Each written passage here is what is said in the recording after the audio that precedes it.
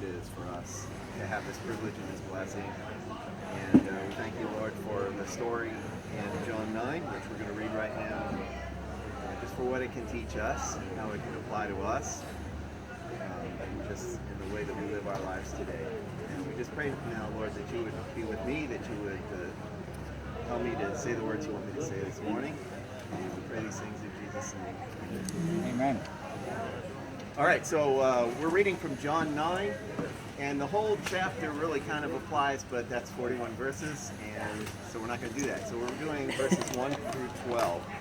I'm reading out of NIV only because that was the Bible we were issued, although I don't know if anybody's really using it, but that's what I printed out so I could read it. So here we go. As he went along, he saw a man blind from birth. His disciples asked him, "Rabbi, who sinned, this man or his parents, that he was born blind?" "Neither this man nor his parents sinned," said Jesus, "but this happened so that the works of God might be displayed in him. As long as it is day, we must do the works of him who sent me. Night is coming when no one can work. While I am in the world, I am the light of the world." After saying this, he spit on the ground, made some mud with the saliva, and put it on the man's eyes. "Go," he told him, "wash in the pool of Siloam." This word means sent. So the man went and washed and came home seeing. His neighbors and those who had formerly seen him begging asked, "Isn't this the same man who used to sit and beg?" Some claimed that he was. Others said, "No, he only looks like him." But he himself insisted, "I am the man." "How then were your eyes open?" they asked.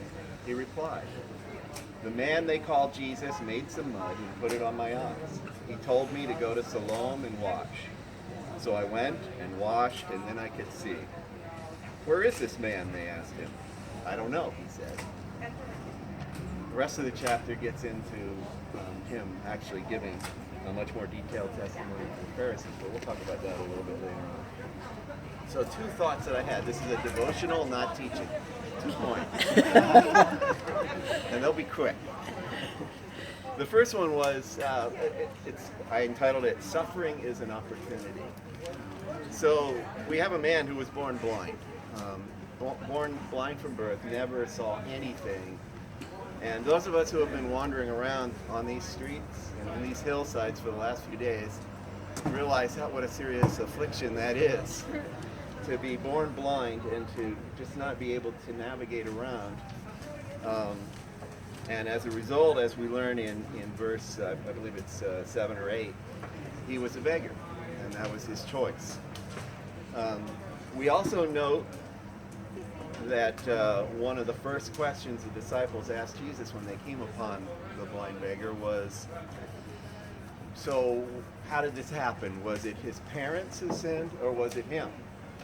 He was born blind." So they're basically saying, did he sin in the womb? Was fetal sin? Sadly, this was a thing, and this was a debate that happened in those days. And in fact, we're not going to read, but later in that chapter, the Pharisees accused him of being born in sin because of his circumstances, that he was blind. So the other factor then that we have is that society didn't accommodate at all a disability like this. So he's born blind. He's in a very inhospitable area in terms of being able to navigate or do any kind of work, which is all physical labor at the time. And he also is despised by his society, and not encouraged or helped as we have today, ways to assist disabled. He didn't have any of that. He was just despised. So the disciples' question was a binary one: the parents, or was it him? They didn't ask if there was any other option. So, you can imagine this man. I don't know how many years this was before he was healed. He was a man, so it was at least 13, probably considerably more. But you can imagine what he thought of himself, how much he questioned himself. Why him? Why was he born blind? Why was he destined for this life? What had he done? What had his parents done? What has his family done? all these questions probably going through his mind. His self-esteem was as low as it could be. And so this is the state he was in. So the disciples ask the question, and and Jesus responds with a surprising answer. It's neither of those. It's another answer, and it is that he's to show the work that I'm going to do in him. He was basically there for the purpose of glorifying Christ and of making Christ and his power known to the society around him. So can you just imagine, after all those years of being just on the side of the road, kicked to the curb, the lowest of low, all of a sudden he is told that God had this plan when he was in the womb to form him in a way so that he could be one of the major first introductions of Christ's ministry to the Jewish world. Unbelievable to see that. So the second point that I have, and I'll talk more about the first one later, is that the man was sent. So John makes a point in this passage to show us that the meaning of Siloam is sent. And so not only was Christ there to heal him of this physical affliction of blindness, but this physical affliction of blindness was parallel to the spiritual blindness of the society and of the religious leaders in that culture. So he was sent to communicate what Christ had done to restore his physical sight to society in terms of Christ's ministry to restore spiritual sight. So the important thing is he sent him to the pool. He didn't just heal his eyes and send him home like he had done in Mark 8, Mark 10, for example, two other examples where he healed a blind person. In this case, he said, go to the pool of Siloam. Now, I don't know how far he went. We don't know, I'm sure. But okay. Probably quite a distance. I don't know how he got there, but he was sent to the pool. It was a ritual bath.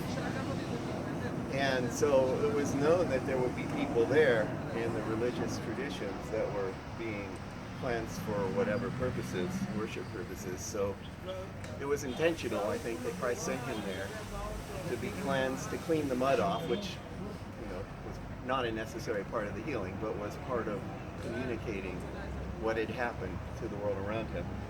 And so my point on that is that he was faithful. He went, he washed his eyes out when he was asked what had happened and said, aren't you the one who was born blind? He acknowledged it. He gave his testimony. He testified to what Christ had done for him. So he was faithful in responding to that call and being sent and doing what the Lord had called him to do and glorifying Christ in the way that Christ had told him was intended when he was born blind. So that's basically, I think, the application for us as I see it. It certainly struck me when I read this passage. If you go on and read the rest of the chapter, he was brought before the Pharisees because the healing happened on the Sabbath. And of course that's a no-no. And so his parents disowned him and said, we don't know. He can answer for himself. We don't want to answer what happened here. But he stood firm. He was threatened with being thrown out of the synagogue. He gave his testimony anyway, and he was thrown out. And as a result of that, Christ met him and brought him to salvation. So it's a great story, and it's a great application for us to see how, even though we don't understand our sufferings and why we have the various afflictions that we have, why that we have the trials we have, there's a purpose that will come clear at some point in time. God has a plan for that. So, amen. Amen. Yeah. Yeah.